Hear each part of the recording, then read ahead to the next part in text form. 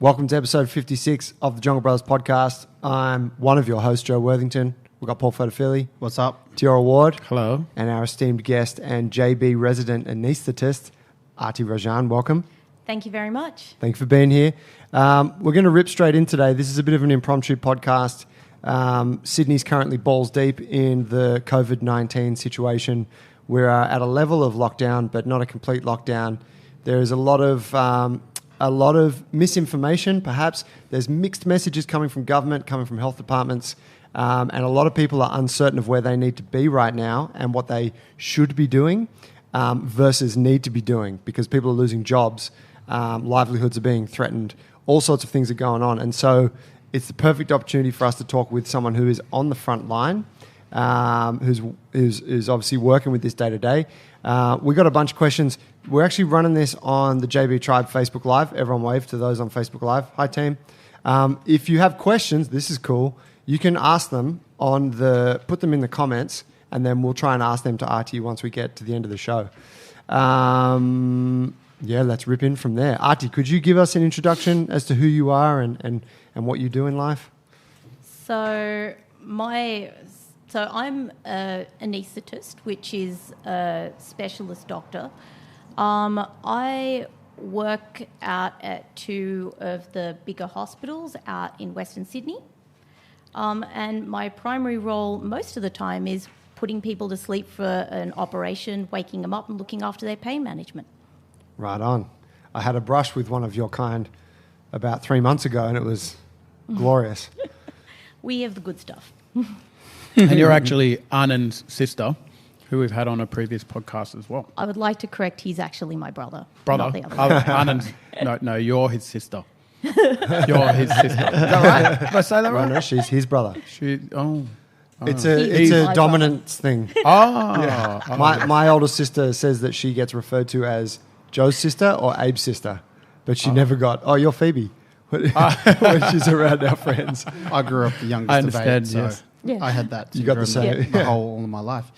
So I guess what's happening in your role as an anaesthetist? Obviously, things are changing. There's no longer elective surgery going on. What's your role right now amongst this whole thing? So our role is really changing on a day-to-day basis. At the moment, even though we've stopped a lot of elective operations, there are still a few operations that have to happen, like things like cancer operations and things like that. That said, we've very much started to wind down the amount of operations we are doing, mainly to help try and get ready for what we think might happen when more cases of COVID-19 come to the hospital system. Okay, so you guys are anticipating a great increase in hospital attendance? Unfortunately, we are. We are preparing for the worst and hoping for the best. But like all things, you need to prepare for the worst case scenarios. What does that look like? Or could you bring us up to date with some numbers now today? Because I know that we had. When was our first official case? Was only like a couple of weeks ago, wasn't it? In Australia? Yeah, in New South Wales. Like 2 or 3 weeks ago. So today, just before coming over here, I had a look at the most recent numbers. We are looking at 2,317 cases. That's today. Yeah. That's a lot.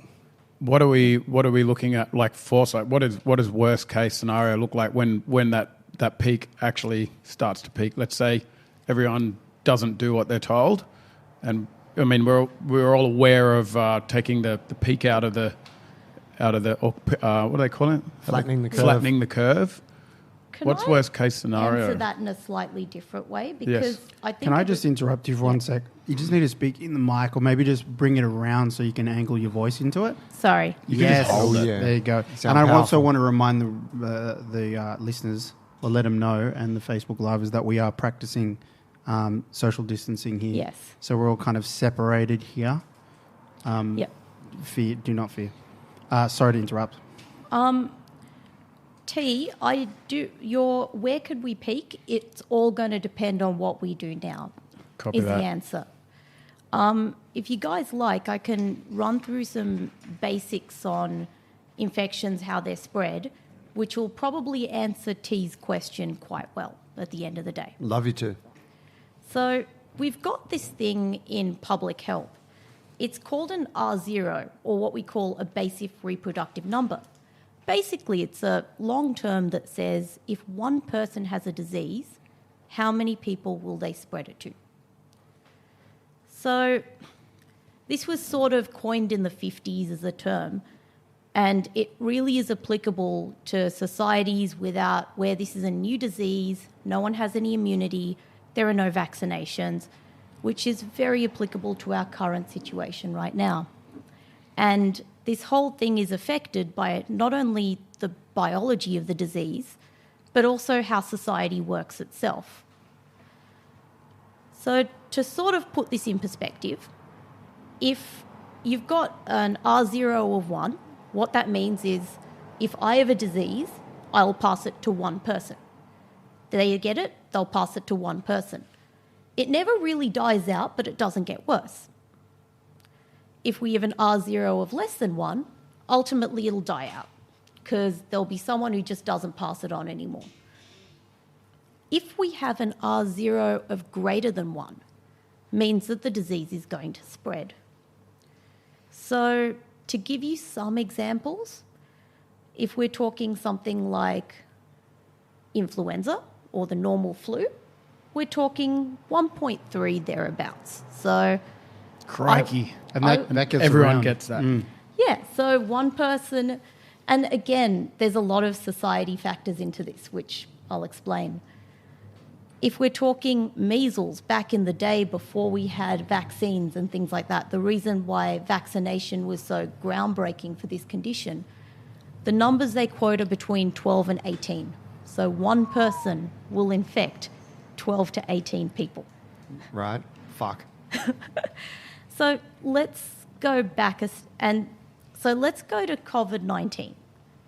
The numbers we're looking at are 2.5 to 3. That's based on sort of what we're thinking of world data, and this is the diagnosed cases that we know of. And you would refer to, that would be highly contagious then? Well, it's got a reasonable amount of spread. So one person's going to spread it to 2 or 3 people. So if you... Sorry, just to clarify that, Yes. does that mean that if I have it and if I'm in a room in close contact with 10 people, that let's say 3 of those people are definitely going to get it? Or does it mean that based on how the society operates and like based on our level of exposure given certain conditions, 3 people are going to get it? You got that right. It's the second of those two. It's Okay. based on our so level. So it's a very real number. It's a very Exactly. real indication of... Exactly. But how it's it grows. also something that we can influence. Absolutely. With our This behaviour. is why the whole Lockdown. practice and lockdown Yeah. comes into effect. So the things that affect this number, you've got almost a biological components, the duration for which something is contagious. So what we sort of know about COVID-19, it's 2 to 14 days. Data from Wuhan's looking like it's about 6.5 days. The Yep. contact rate. If I'm in a group of people super close versus are we spread out? Yeah. How many contacts are we going to have? And the third is likelihood of infection between contacts. So if we do make contact, how much is this going to spread? We can't really affect the duration that much, but these last 2 categories, the contact rate and the likelihood of infection, are the things that we as a society can actually modify. And this is why these numbers become so important. So just to give you guys a bit of an example, because when we're talking about 2.5 to 3, one person out of my contacts, will infect 2 or 3. I'll give you guys a bit of a real-time example. So just say we decide to give up everything and run our very own Brazilian Jiu-Jitsu competition right here, right now, despite all the lockdown, despite everything else. Or go to the beach. One of the two. Or go see the Sharks play. Exactly. Sharkies. Exactly. One person is infected. That one person I'm going to use 3 for the ease of numbers, will infect another 3 people. Those 3 people will infect 9 people. The 9 becomes 27. The 27 people who now all have this becomes 81. It's another 3 people each who they're infecting. The 81 becomes 243. Exponential growth. Absolutely. The 243 is 729 next. The next jump is 2,187 people infected. Where we are now at. Pretty much. So what's the next jump after that then? If we go with that trajectory I'm talking about, 6,561. By next week? We don't. So they're talking about. I'll just finish this off. If you go 6,561, one more jump goes to 19,683. This is proper exponential growth we're looking at, and the current trajectory is we're doubling numbers every 2 to 3 days. And it's, what's the death rate on the quantity of people that are infected? So the death rate itself, as we have it, and I've got some figures from a couple of weeks ago from America, we're looking 1.8 to 3.4%. So once this all kind of actually, it's quite a lot of people that are going to die. When you're Eventually, talking, we're talking globally. Yeah, when you're like talking on a global picture, yes. But here's the thing with all of this. It's not all doom and gloom, which is part of the reason we're doing part of the reason for lockdown, hand washing, social distancing, is to try and bring that number down. So that 2.5 to 3 is very much is affected by society and how we behave. So if we're all hanging out nice and close at a Sharks game, then that number's going to get higher. If we all practice all of our social distancing, washing hands, covering your mouth when you sneeze, when you cough, social isolation when you're not well, we can actually bring that number down. And that exponential curve then flattens. And that, I think, was what you were asking me. It's like, where are we at? We're at a point where we can change this number. But it's all going to be up to everyone. To pull their weight. Yeah. So would you say what each and every one of us can do to help flatten this curve, that they are the big 3? Absolutely. So it's going to be things like, so social distancing is partially because of the amount of spread if something happens. If we've got washing your hands is so important, like making sure your hands are clean. So does the soap kill the virus or does it wash it off? Because I know the anti-bac dries it out, you were saying? Maybe you could tell us a bit about why we have to do these things as well as what we need to do. So what we were trying to do is either inactivate the virus. So disinfection isn't the same as sterilization. Doesn't necessarily kill the virus, but we want to inactivate viruses.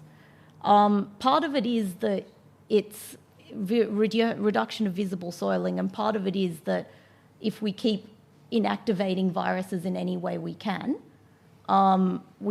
if you touch your face and your eyes, you're not going to be spreading it to yourself or anybody else. Tell me, just going back to your example of the jiu-jitsu competition, yes, and one person spreading it and them spreading it, can that spread take place? Like, say there's, say in that example you have a group of people and they're like wrestling and exchanging physical contact, obviously like, exchanging fluids or droplets or whatever. Shout out to all my jiu-jitsu buddies. Can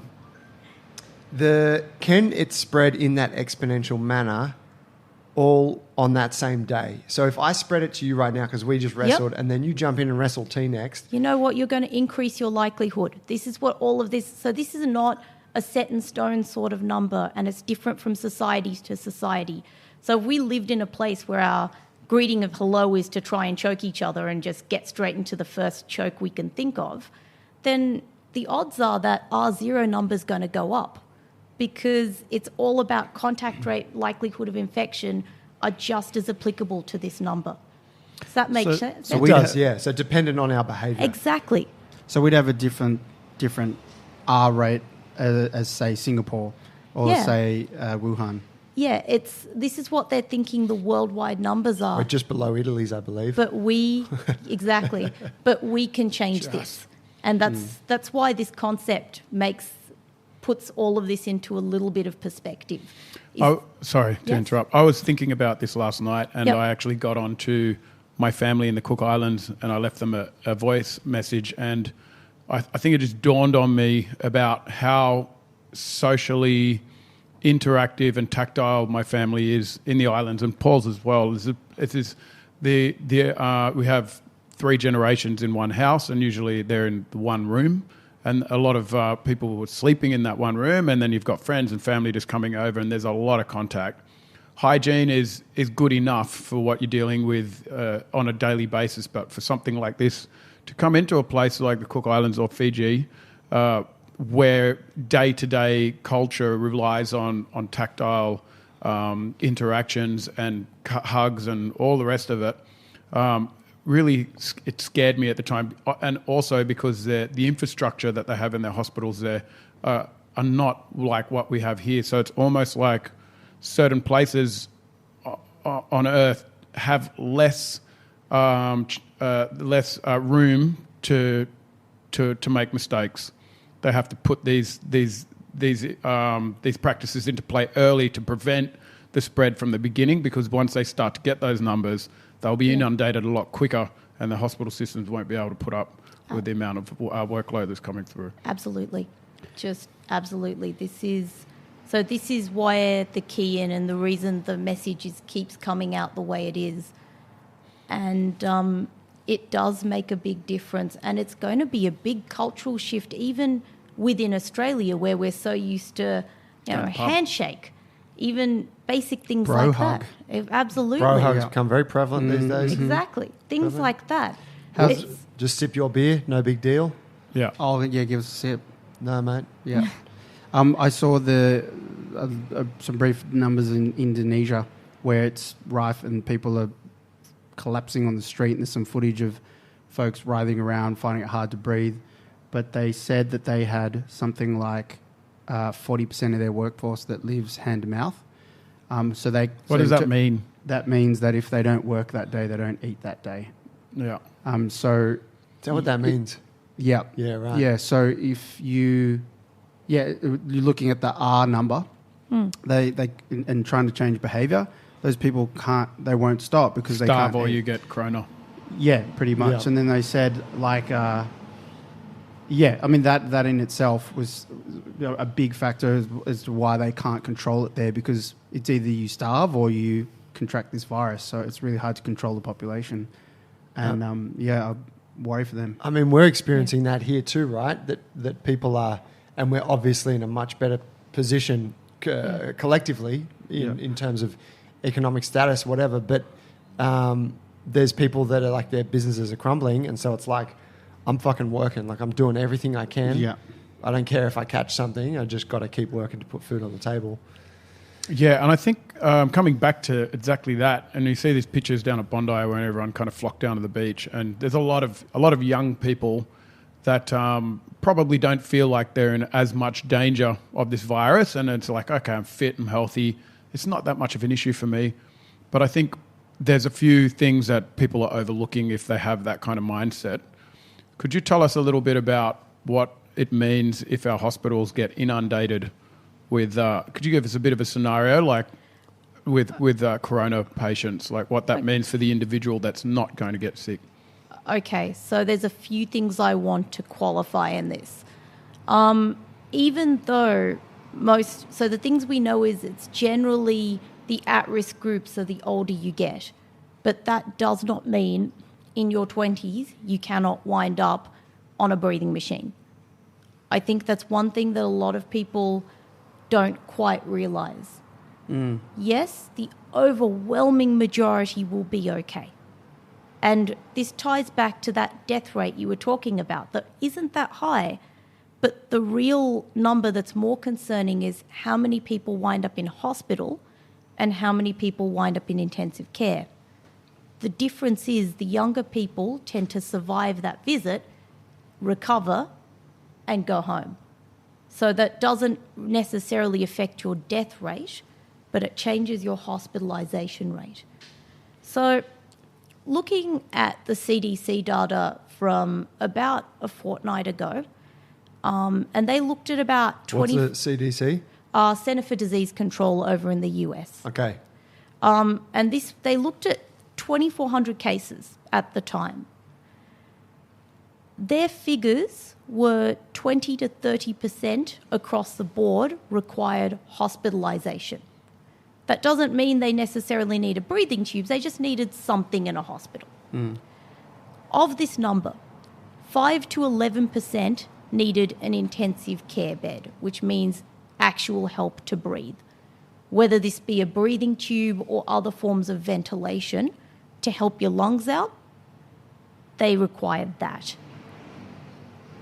Of that percentage, we've got that 1.8 to 3.4% who actually died.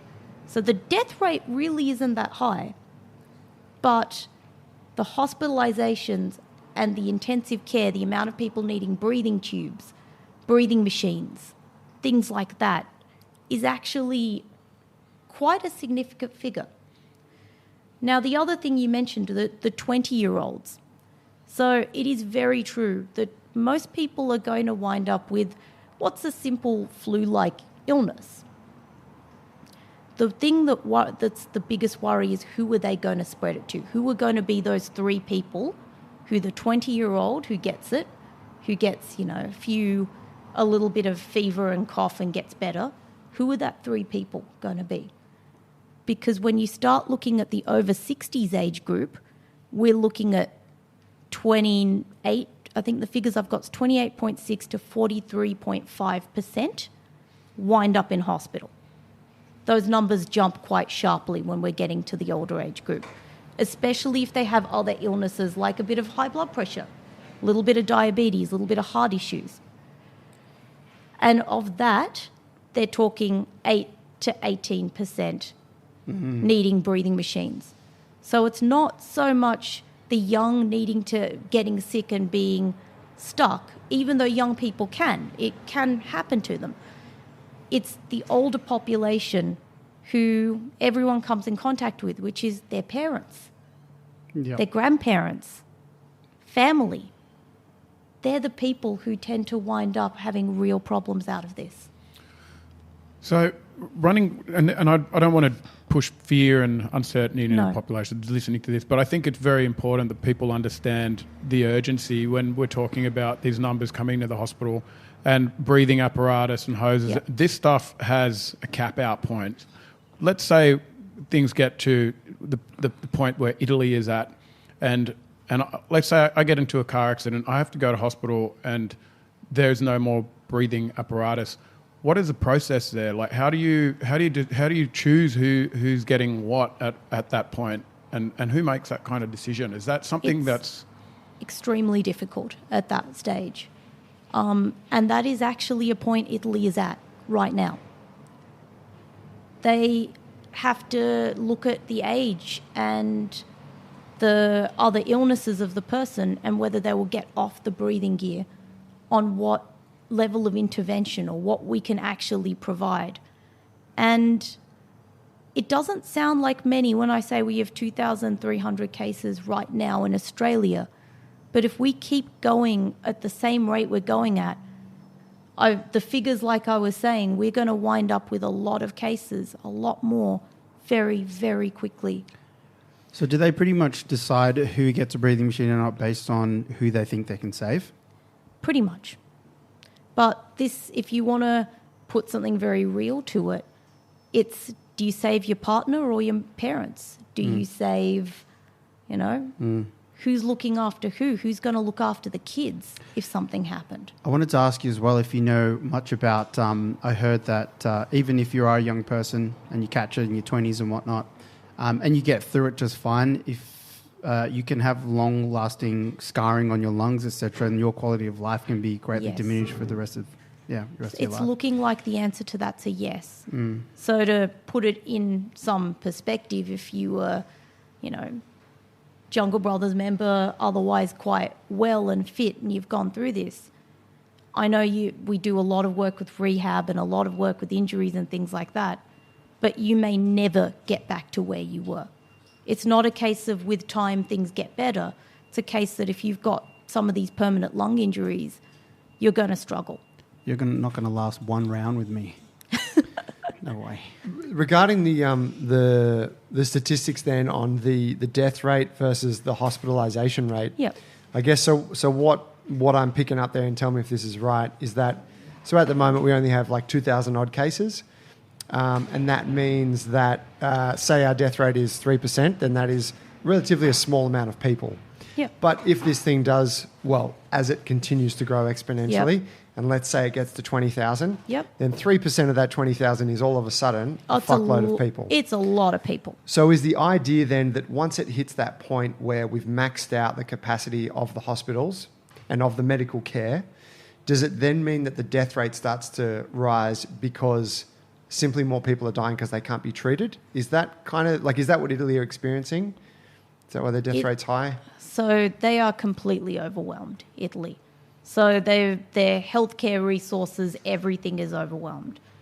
I think that at this point we still do have a window to try and curb this curve, and that's the biggest point in all of this, is that we don't have to follow Italy. Yeah. But currently our trajectory is are. on par with Italy. Currently we are. And that's part of the reason why I know so many people's livelihoods have been devastated by them having to go into lockdown. I know people who've lost their businesses and who are really struggling, but this is the why behind the lockdown. This is the why behind everything shutting like it is that we don't want to be the next Italy. We're lucky in the sense we've got distance. It's one thing Australia does have is a lot of people, but if we're thinking 3% of a 5 million population of Sydney, you're right, it's a lot of people. What do you, as someone who's on the front line of this thing, how do you feel about the way that the government's managing it right now? And I suppose, could you say the relatively relaxed sort of stance they seem to have on the lockdowns and whatnot? As a medical person, it would be good to see more of it's a tough balance for the government because they have to run the country. They have to try and keep things alive. They need to keep an economy running. But I'm talking purely from a medical perspective. The more we can control that number of spread, the better we are going to be in the long term. Because we've got to, either way, the wave has already come in. We've got 2,000 cases here. It's up to us. That we know about. That's the other big point. Depending on which source you're looking at, they're actually estimating up to 8 times more cases that we don't know about. Wow.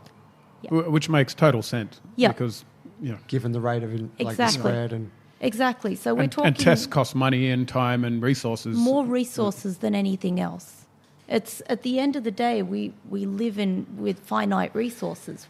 Is this part of the so? There's an interesting practical question. So say you're a fit, middle-aged to young person, and you start to show symptoms, and you are grappling with the idea of, do I not put stress on the medical system, and do I just kind of wait this out, and maybe it's a flu, or maybe I've just got a cold, and I just try and...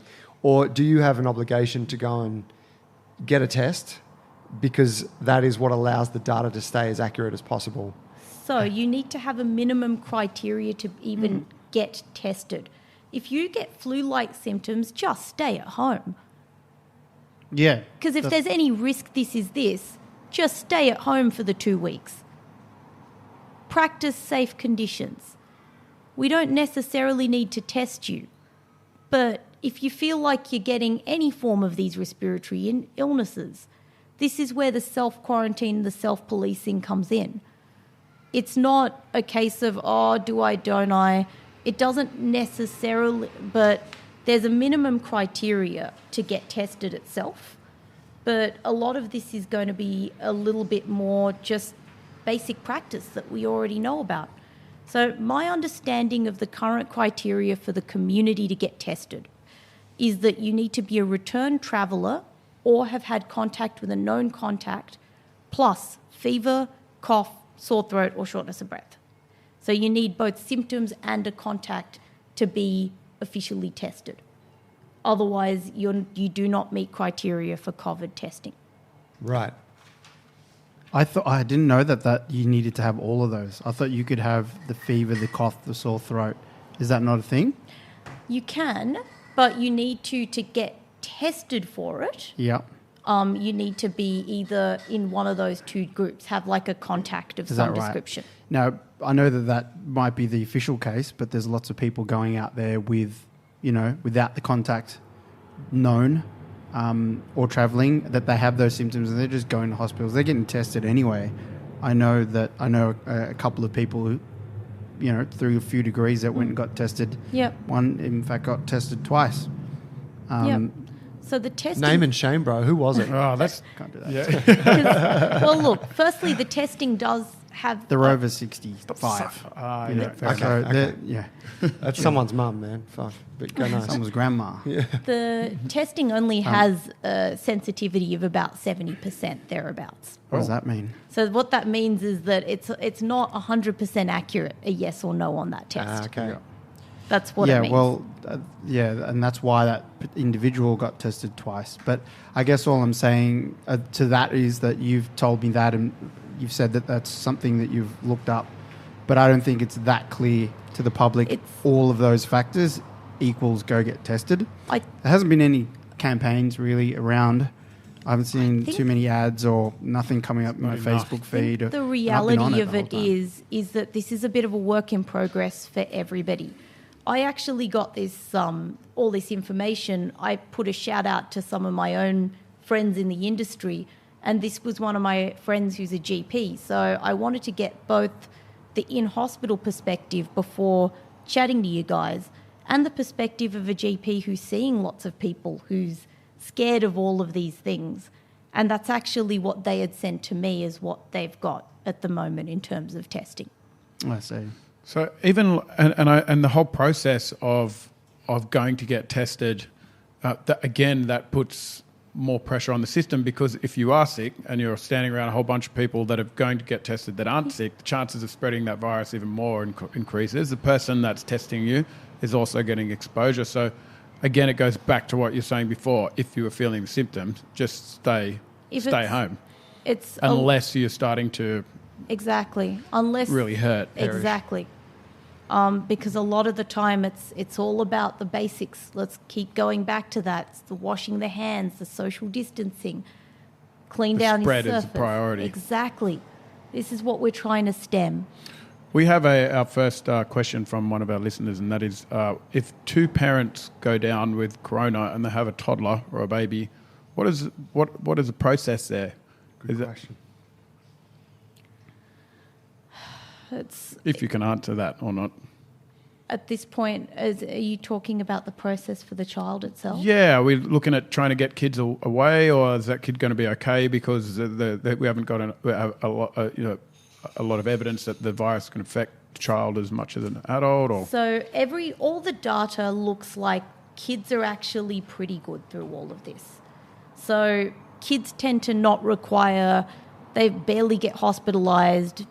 Their rates of death and intensive care are pretty much zero. They're the odd case.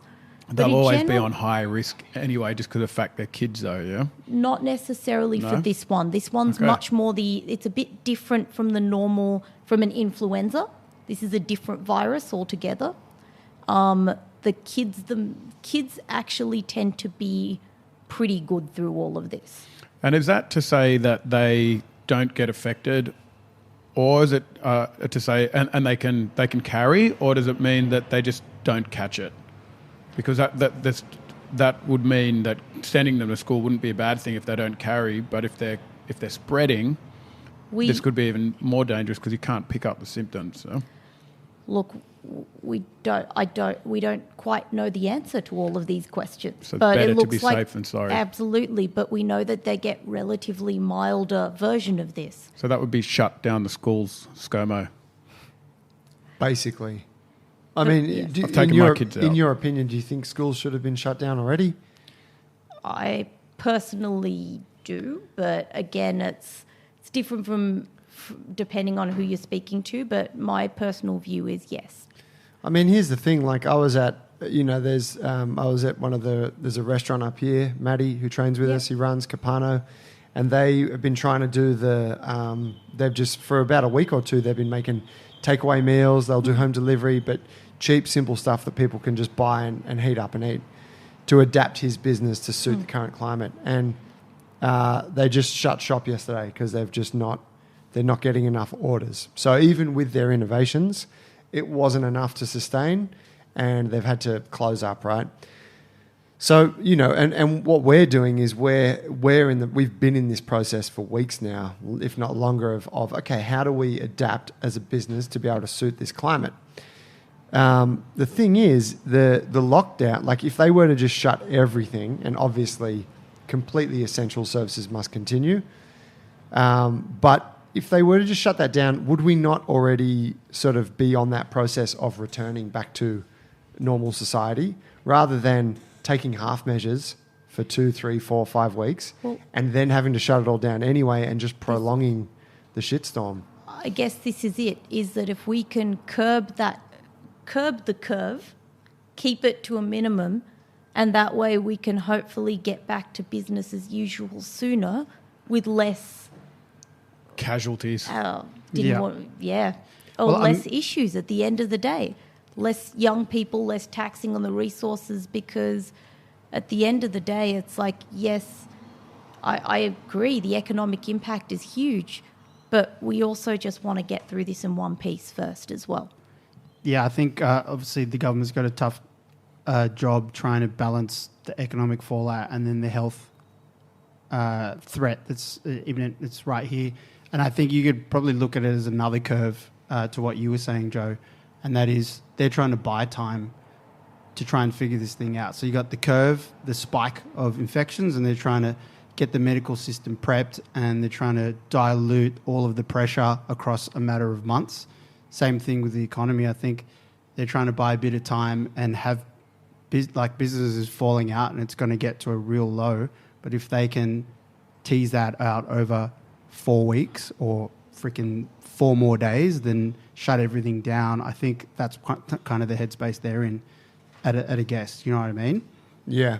I mean, but it's like it's two different wars happening at the same time. It's just tricky, right? Because people have options at the moment. Like the individual has to decide, like, oh, do I go to my local cafe today? Oh, fuck it, I'll just go. Or should I employ my staff today? Yeah, get them in. They need the money. Like everyone, my sister was talking. She's like, should I go see mum and dad? And I was like, no, I don't think you should. But then mum called her and was like, yeah, you should just come down. And I was like, no, you got to, like, at some point.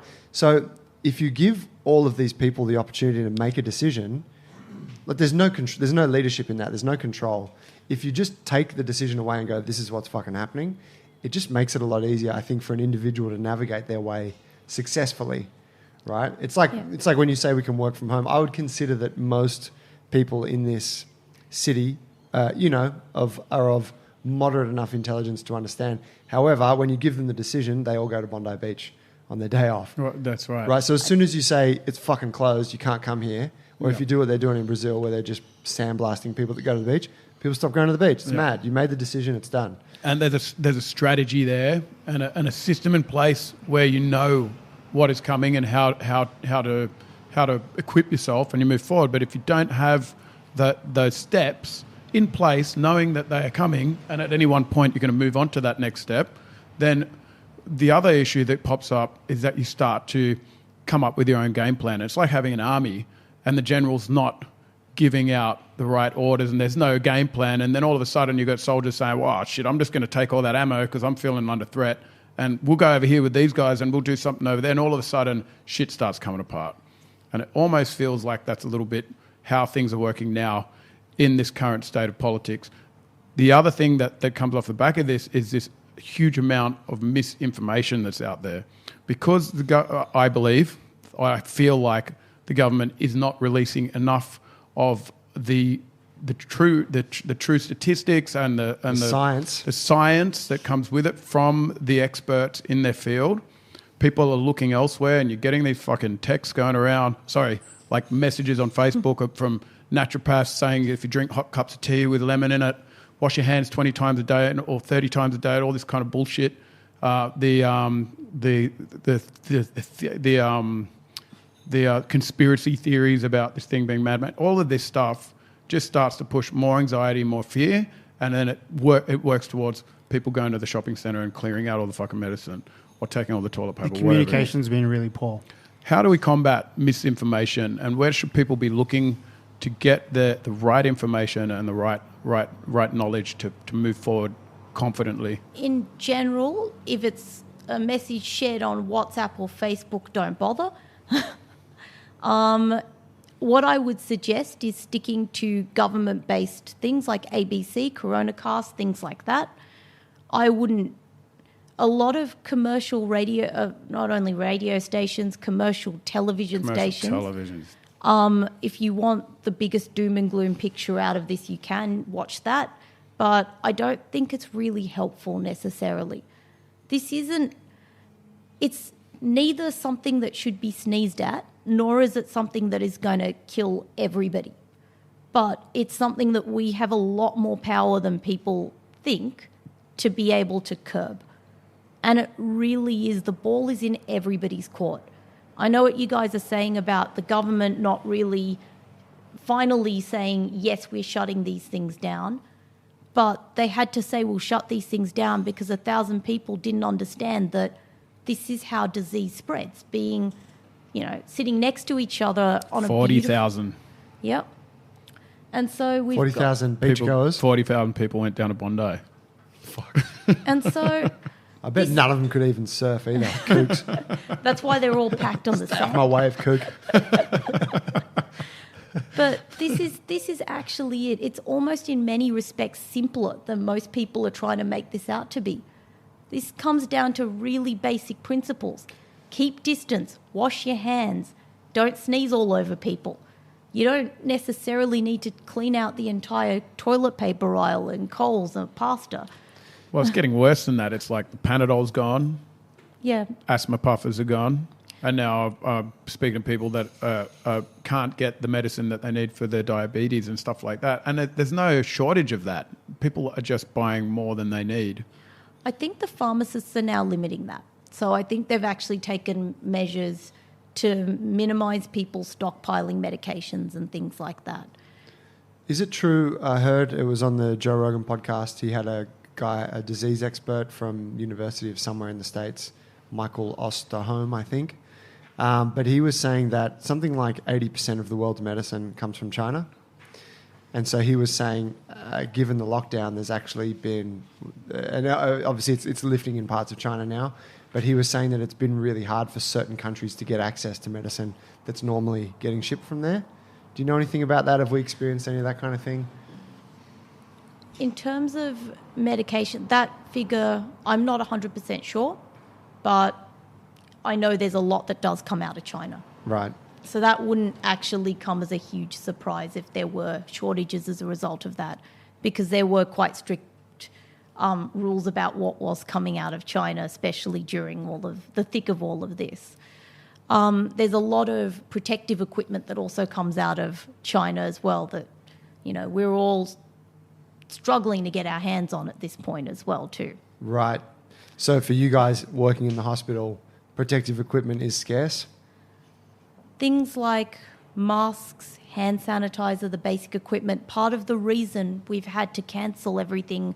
So the reason of cancelling things is a bit of twofold. It's not only do you not want someone non-urgent being in a hospital when we're trying to prepare for the worst case scenario, but also if we need this equipment and we're running out of equipment, then why are we using it on things that aren't absolutely urgent?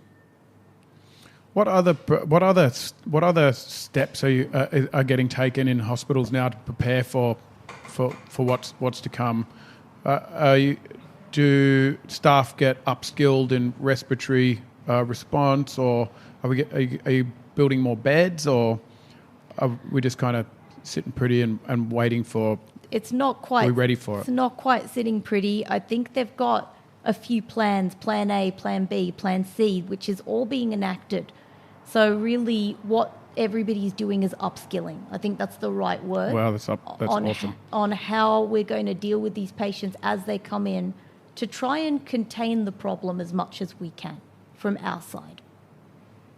Can I ask, as an anaesthetist, how, say, it turns into an Italy thing, how do you see your role? Like, do you change roles, or is it something where I have no idea what happens when someone's being treated? Does surgery need to happen? So therefore, there'll be a lot of ops and stuff like that. Like, will you diversify your role somehow, or are you involved in a lot of the recovery? At this point, our role is a lot more at the beginning and where our technical skills are useful. So things like putting breathing tubes in, things like that, where we're already skilled at doing these, will be where we are useful. Yeah. Things like the operations, we're never going to be able to stop having to operate on people.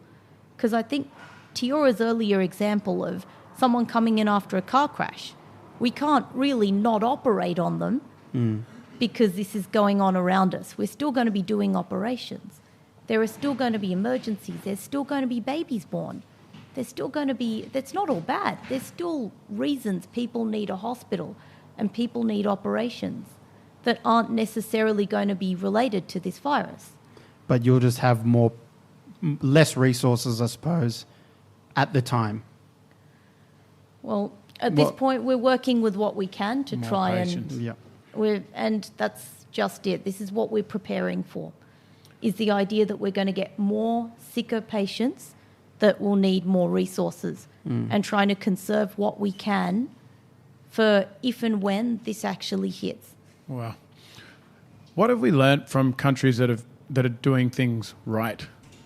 Is there stuff, because I mean, one advantage that we have here in Australia is that it's almost like we're a little bit behind a lot of the other big cities that are out there, and they're moving into like that peak contamination phase. I don't know if there's a name for that, but are there positive things that we've learnt from what some of these countries are doing that are right? I guess it's the timing of when we stop doing stuff. And this is really, because it's like we said, we can't... The earlier the better? Exactly. Right. So things like the distancing and things like that, it sounds so simple when I keep saying it like this. But if you don't have contact with someone, you're not going to spread this. If you're not, if you wash your hands and get rid of the bug off the surfaces, off the hands, things like that, you're not really going to be spreading it to many. So things like lockdown, it's the timing of things like that. It's the timing of when we stop, having Sharks games, or stop going to the beach, or stop having our Brazilian Jiu-Jitsu competitions, or stop all of these things. And that's really the ones who are getting on top of it have really cracked down on the one thing they can control. So it's what we don't at this stage have any magic medication that will get rid of it. We are not going to have a vaccine in time to be able to vaccinate against this. So really the bit we can do to prevent the spread is what they keep saying. And that's the why behind social distancing. And that's the why behind shutting down pubs and really making life very difficult for a lot of people. I'm not going to lie. I know people who've lost their business about this. Yeah, it's making life difficult or death really simple. Yes, I have. That's a good way to put it. Well, I mean, our business has felt huge implications off the back of this, and it's obviously gyms are one of the first things to go off people's budget list. There's, and we've been, in contact with all of our members, and many of them are now in financial hardship. And you can see that. And it's quite surreal at how quickly things can change within 24 hours. It's crazy. But I guess, and it's probably something we could take up in our next podcast if we can get one on. But I understand you're on the front line, but the other big social health implications that roll off the back of like a recession and isolation, like depression and anxiety and domestic violence, homelessness, all this stuff comes off the back of this. Yes. Do you think that, like, taking the edge off the curve is going to obviously it has an effect on these things, but will shutting things down earlier get us back to where we want to be quicker, or will it roll out longer? A situation we're trying to avoid is one. So if you think of it this way, if we wind up with hospitals overwhelmed, we are in a much worse position, because suddenly people don't have access to healthcare anymore at all.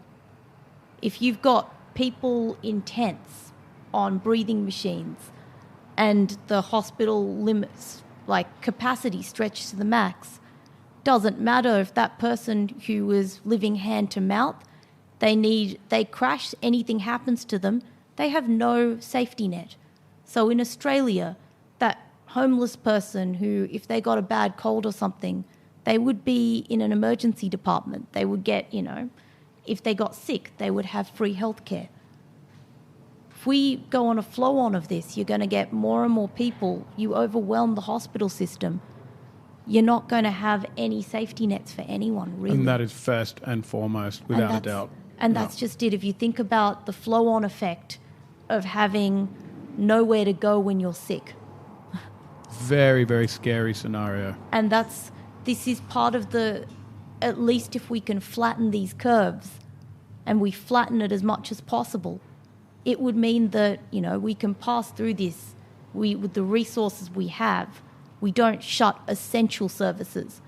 And as much as it hurts to shut things like other businesses, when we start shutting down everything else, it's going to get a lot worse. And that would be the point of trying to flatten this curve. And yes, it's because I can see the way that some people would think. It's just get it done with, essentially.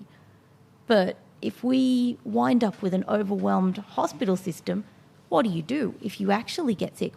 Where do you go? If you've got no doctors left in a workforce, no nurses left in a workforce, where do you go from there? Taken to the streets. Absolutely.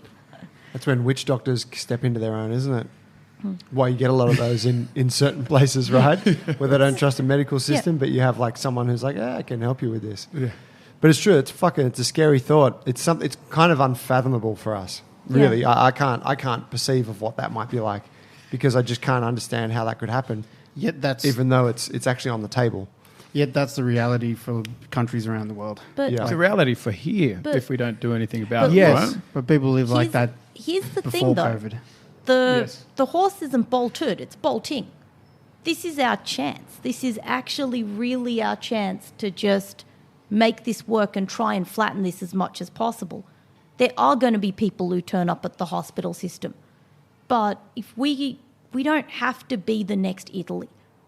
I don't want us to be the next Italy. And it's something we can change. Can I ask you a question, Yep. Your opinion on, say that the COVID spread stopped tonight, all the numbers stopped and it started going down. So we're currently in a lockdown now, and this is something just to give people some perspective or maybe a little insight on how you think about it. With all the businesses that are shut down, etc., how long, and the way that you understand how these things spread, how long, if it stopped today, how long do you think it would take for us to safely be able to open the doors of our business, kids safely going to school, even though they're currently kind of going to school, but how long do you think that it would take? And this isn't thinking about when the government says it's okay, and it's purely from a medical perspective, before it was safe to go and gather in tens, invite everyone to your wedding and your funeral, etc.? Look, it's hard to answer that question because nowhere's actually gotten to that stage quite as yet. That's not what Donald Trump said. Easter. Yeah, April. Oh, yeah. He's like, this is all over by April. Apparently, stock market went back up by like 20% last After he night said that. after he said that. That's why I did it. Just that tiny little glimpse of hope. People are like, you I'm go. buying. Look, Oh, wow. look, I'm not saying this is. There's definitely hope for all of this. This will pass. We'll get through this, but it's just how we're going to get through this and what we're going to do and how long is it going to take. It depends because no one's actually really gotten to that point so far. Wuhan had no new cases coming out of there. I guess we could look to there as an example. But they locked down somewhat more than we did. So Yeah. they are completely locked down, and they locked down early and hard. So if we lock down and look into Wuhan like hard, we could burn this thing out over 2 weeks, given the cycle of its life and stuff. Month. Look, 2 they to 4 talk weeks. about. Theoretically, I'm just saying theoretically. So look, there's variance on what they think the entire infective period of this is. Yeah. They averaging sort of 2 to 14 days. There've been some outliers that last up to like 29 or 21, depending on what data you're looking at. So it's really, really hard to answer that question on how long it would take to burn this at least that tells me that if we lock down as hard as Wuhan did, at least a month. Like I'm trying to think about our business specifically. We're not opening our doors for a month minimum, and that's the same for everyone else out there. Yeah, And that's Non-essential services. Yeah. But this is But Prepare still go do a yourself. boot camp in the park, they say. These fucks. A friend of mine in Shanghai, just looking at the lockdown thing and thinking about like the government communication, all that stuff. A friend of mine who's in Shanghai, he's actually been awesome. He's been posting little updates because I think he's from where's he from? I think he's from the States and he lives there, and he's got to share how amazing the Chinese government's response has been to this, and he's sharing it with all of his Western counterparts. But they had within a day of lockdown, they had an app where you could get a live update on cases in your area. You could press a button and they would deliver within 30 minutes face masks and sanitizer to your home. You could report symptoms. You could order tests. And it was all on this super user-friendly app that he was showing me. And he's like, this has been rolled out within 12 hours of this fucking thing going on. Amazing. And you're like, Jesus Christ. And we're Googling to try and find which website has the best information. We're reading the PM's fucking address. You know what I mean? I got a text from Telstra today. Yeah. This is I don't know how We many all got fucking that. weeks I got coming that. in, and it said, stay 1.5. I felt like texting back saying, fuck off. Don't contact me right now. It was ridiculous. With their health advice. Yeah, all the stuff that should have been rolled out months ago, really. it was really. just because a journalist asked him that question last night in the conference after the. That was our health minister? No, someone just asked him if they're looking ScoMo. into text messaging as a form of communication to get the word. And he was like, oh, yeah, we're onto that. And I think next thing you know, we got a text message the Write next that down day. on his pad real quick. Yeah. Oh, that's good. Thank you. Action. Seemed that way. It really pissed me off, actually, reading that text. It really pissed me off. I just thought it was so underwhelming and late and had literally no punch behind it of this is not good. And coming from a fucking telecommunications company. Yes. Yeah. Right? Yes, it's not they're even a government- They're not the government people that should announcement. be telling you really what you need to do. Going back to what I asked you before, just about I'm trying to ask you about how long the cycle would take, etc. To put in a bit of perspective, obviously our gym's shut now for our members who are listening, and there's people listening who have jobs everywhere. Knowing that information kind of can bring things home for people and for me too. And I guess I wanted to see it's a minimum that things are going to be like this.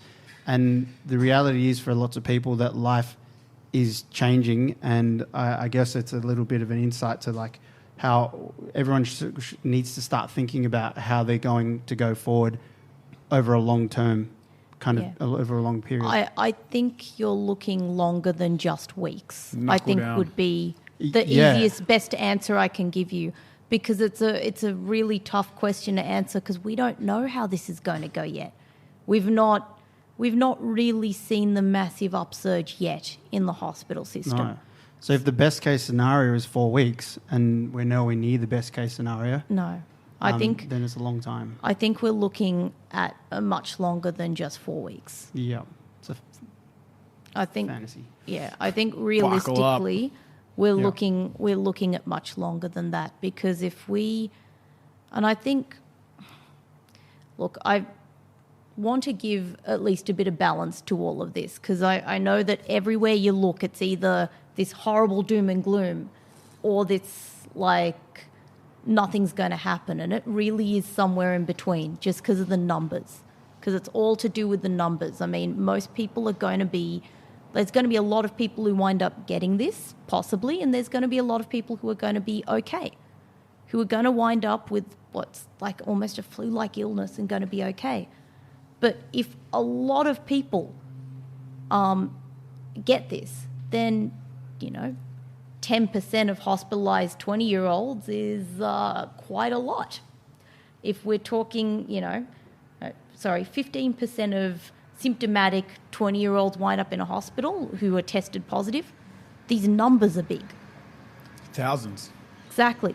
We're talking really big numbers if you're talking a big number of people infected. How many beds do we have, like, per hospital, and over, like, nationally? Or So I did look this up earlier today, and this is off Google more than any of the other sites. Across Australia, what they tell me is 2,229 intensive care beds. So these are beds with the capacity to be able to put a breathing machine on it. If you're talking, and the US data, so this is quite recent, this is about 2 weeks ago from the States. If we're talking 5 to 10% thereabouts are going to require some form of breathing machine or gear, we've got, 800, and the number I got off Google was 874 intensive care beds in New South Wales. I'm not sure if this is the exact number currently or not. It doesn't take very long to fill those beds. Ew. And that's wherein the problem lies. And it's not really for each of us who were, on the younger end of this spectrum, who probably will get through this just fine. It's what we're doing by doing all of this is protecting the next generation, protecting the generation before us, protecting our parents, our grandparents. And you know what? Sometimes it's protecting your spouse, your loved ones, and things like that, because there is still going to be that small number who, even in their 20s, wind up in problems. To close this up, what do you, and obviously you've mentioned it a lot and we've spoken about it, but could we just sum up again what the best practical measures are that people can take right now? Okay, so social distancing, that is, just try and stick away from people if you can. If you are going to people, they're talking 1.5 to 2 metres gap between people. Stay home. But does it also refer to isolating yourself? Yes. Because that a part of social distancing? So isolating Don't yourself, go out. especially if you're sick, don't go out. Wash your hands. Don't sneeze all over people. It's the basic stuff they tell you to do when you've got a cold. Yeah. It is the absolute basics. Only the basics are important. And I think that's the bit that really hasn't been that well explained, is that this is why the basics are important. This is what we're trying to prevent. So just another note is that this virus can live in the air for quite a while. This virus lives on surfaces for quite a while. So when we're talking hand washing, one of the studies said for up to 3 days this virus can live on metal or plastic. Wow. So wash your hands, basically. This is why the wash your hands so many times keeps coming out. For 25 seconds.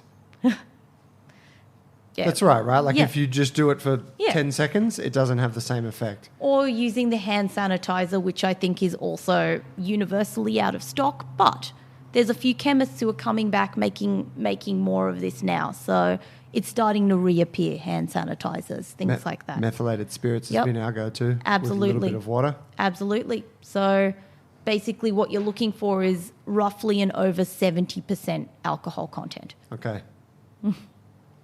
Nice. So washing of the hands, social distancing, that's essentially it. Yeah. Good it's- hygiene and just not being around people. Exactly. Stay Just home. So keep it all simple. Keep it all really simple Yeah. because there is a bit of a reality. We can head down two pathways. We can curb this off, and we got a chance to curb this off. We can curb it off now by being strict and, it's going to not be a lot of fun, not going to the pub, not catching up with friends, not doing the things we are used to. But if we don't stop now, if we look at where Italy's at, it is a scary, scary place right now. I'd much prefer to be like Wuhan. If we Yeah. can lock this down, we've got a chance of going back to opening things up, got a chance of doing all these things. The more overwhelmed the whole system gets, the longer all of this is going to take because we're going to spend so much time and resource trying to get everyone back in the community that we're going to wind up in a far worse position at the end of the day. So keep it simple, keep the social distancing, and let's hopefully stem this as fast as we can. We have a number of medical staff that train in our gym, like quite a few. We've got nurses, we've got doctors. If